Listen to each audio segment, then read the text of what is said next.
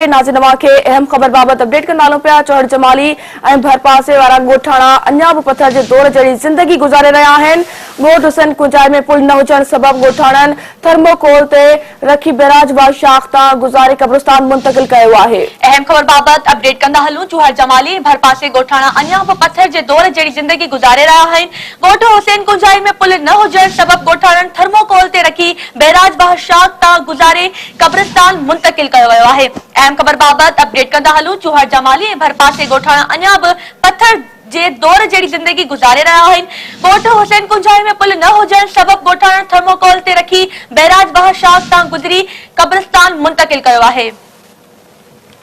नाज़िन एक भेर ॿीहर अहम खबर बाबत तव्हांखे अपडेट कंदा पिया चौहड़ जमाली ऐं भर पासे में गोठाणा अञा भी पत्थर जे दौर जड़ी जिंदगी गुजारे रहा हैं। गोठ हुसैन कुंजाई में पुल न हुजण सबब गोठाणन थर्मोकोल ते रखी बैराज व